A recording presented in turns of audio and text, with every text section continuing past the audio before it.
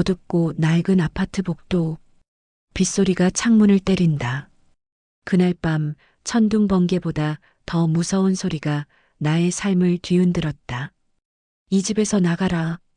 쩌렁쩌렁 울리는 목소리는 마치 세상의 모든 불행을 담은 듯했다. 나는 얼어붙은 채 문간에 서 있었다. 꿈에 그리던 내 집, 억척같이 모아 마련한 이 보금자리가 한순간에 지옥으로 변하는 순간이었다. 거실 조명은 어둡고 그림자가 길게 드리워져 있다. 한 남자가 팔짱을 낀 채 소파 앞에 서 있고 나는 그 앞에서 고개를 떨구고 있다. 바닥에는 계약서와 등기부 등본 복사본이 구겨져 떨어져 있다. 그는 나의 외삼촌이었다. 사업 실패 후 모든 것을 잃고 갈 곳 없던 그를 내가 선의로 받아들여 3년째 한 지붕 아래 살게 해주었다. 이제 그는 가면을 벗고 악마의 얼굴을 드러냈다. 내가 이 집을 어떻게 샀는지 내가 모를 줄 알아. 야근 수당까지 긁어 모아서 겨우 마련한 거. 그거 다 내 눈으로 봤어. 하지만 그 돈, 5년 전에 내가 사업 자금으로 너한테 빌려준 돈을 갚은 것뿐이야. 알겠어. 이 집은 사실상 내 돈으로 산 거나 마찬가지야. 그의 목소리는 굵고 거칠었으며 비아냥거리는 웃음소리는 나의 귀를 찢었다. 나는 벌떡 고개를 들었지만 곧바로 그의 멸시 가득한 눈빛에 압도되어 다시 고개를 숙였다. 땀으로 축축한 손을 겨우 움켜쥐었다. 외삼촌, 무슨 소리 하시는 거예요? 제가 외삼촌한테 돈을 빌린 적은 없어요. 이건 제 피 같은 월급으로 산 집이에요. 등기부 등본에도 제 이름이. 나의 목소리는 불안에 떨려 기어 들어갔다. 외삼촌은 코웃음을 치며 발로 바닥에 떨어진 등기부 등본 복사본을 툭 찼다. 하, 순진한 녀석. 서류가 다가 아니야. 법보다 주먹이 가깝다는 말 몰라. 그리고 내가 돈을 빌린 증거는 내가 잘 가지고 있지. 이제 내가 선택할 시간이야. 조용히 이 집을 내놓고 나가든가, 아니면 아주 지저분하게 싸우든가. 그의 말 한마디 한마디는 비수처럼 날아와 나의 심장을 찔렀다. 심장은 불안에 미친 듯이 날뛰었고 머릿속은 새하얗게 비어버렸다. 억울함과 분노, 그리고 어찌할 수 없는 절망이 나의 온몸을 휘감았다. 이 공간은 더 이상 안식처가 아니었다. 늪이었다. 밤늦게까지 작은 방에서 홀로 앉아 무언가를 검색하고 있다. 컴퓨터 화면에는 복잡한 법률 용어들이 스크롤된다. 방 한쪽에는 이삿짐 상자가 그대로 쌓여 있다. 그날 이후 잠 못 이루는 밤들이 셀 수 없이 이어졌다.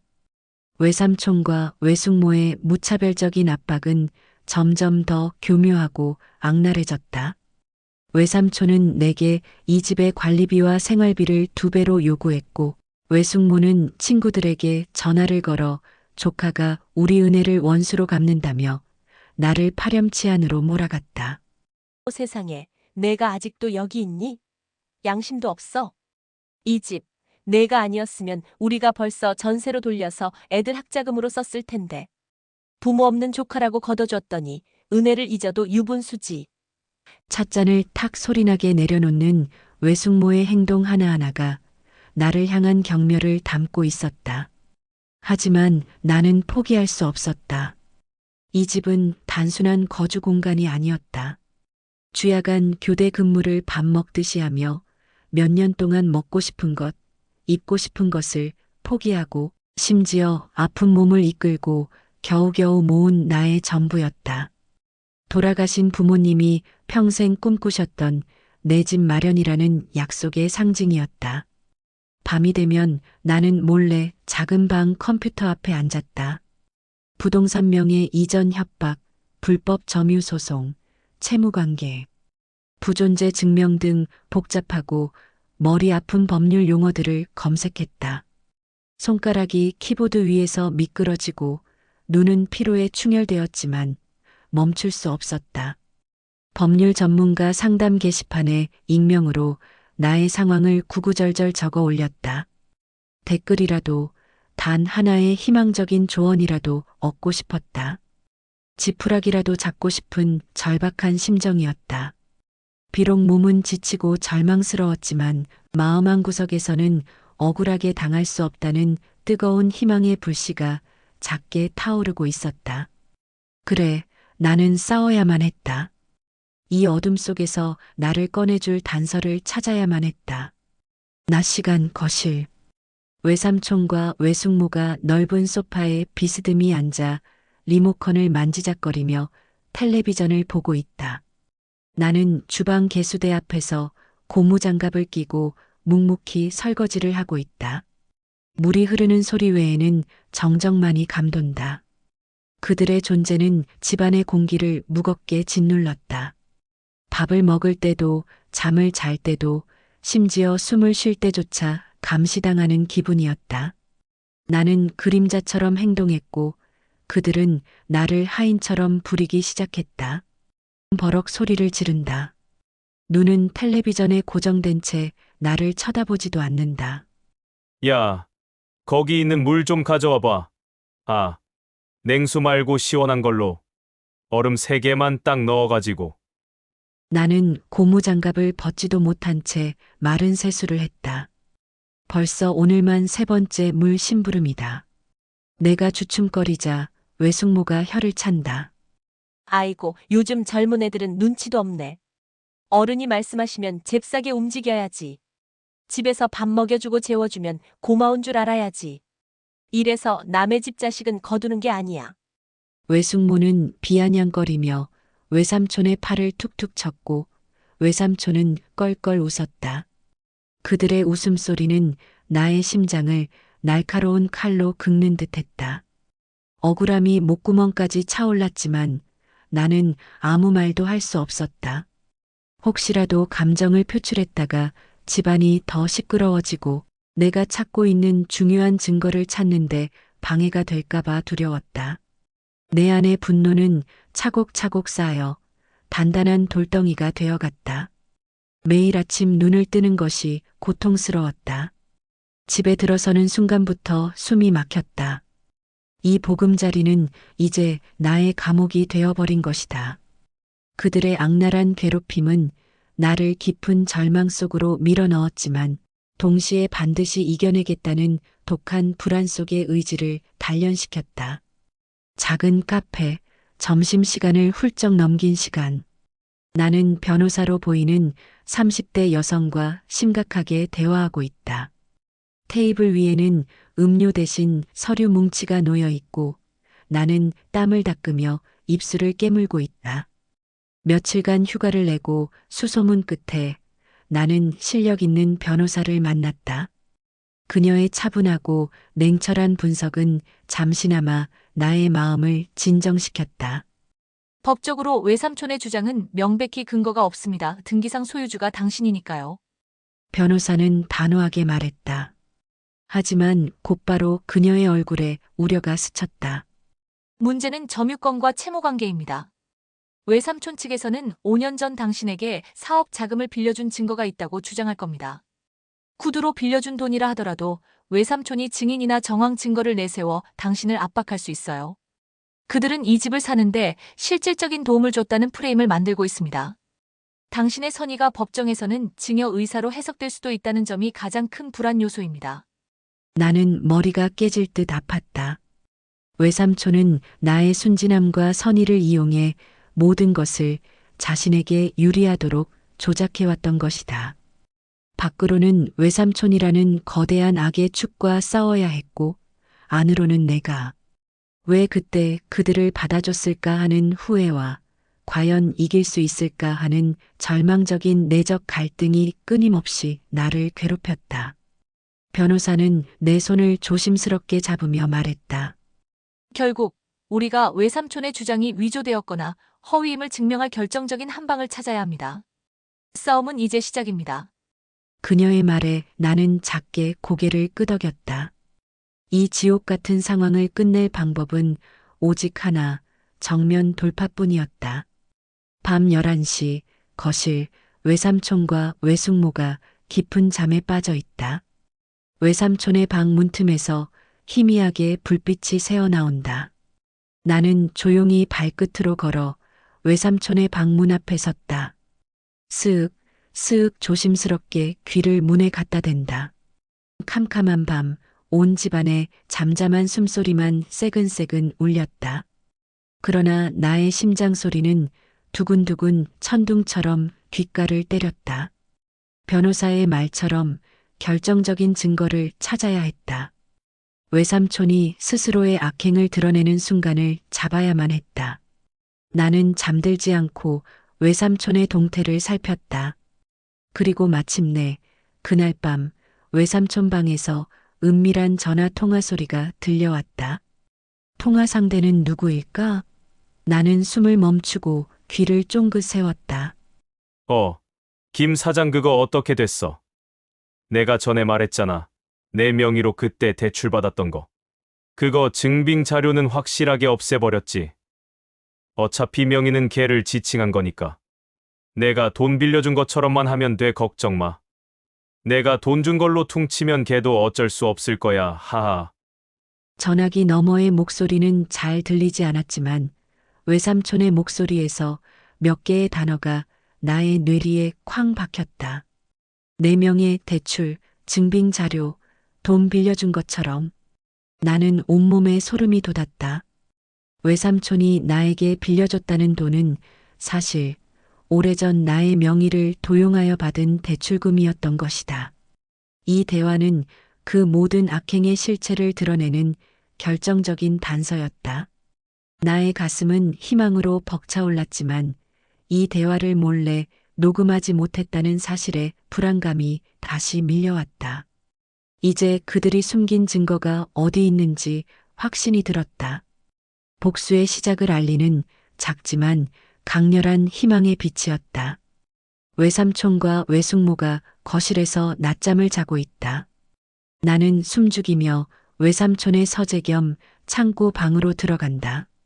방은 먼지가 가득하고 구석에는 낡은 철제 캐비닛이 놓여 있다. 나는 휴대폰 손전등을 켜고 캐비닛 열쇠를 찾는다. 마지막 남은 이성으로 몸을 움직였다. 외삼촌이 증거를 숨겼을 만한 곳은 단 하나, 그가 절대 건드리지 말라고 신신당부했던 창고 방의 낡은 캐비닛뿐이었다. 나는 심장이 쿵쾅거리는 소리가 밖으로 새어나갈까봐 두려웠다. 거실 소파에 외삼촌이 쿨쿨 코를 골며 깊은 잠에 빠진 것을 확인한 후 나는 살금살금 문을 열고 들어섰다. 캐비닛은 쇠냄새와 곰팡이 냄새가 섞인 채 굳게 닫혀 있었다. 열쇠가 문제였다.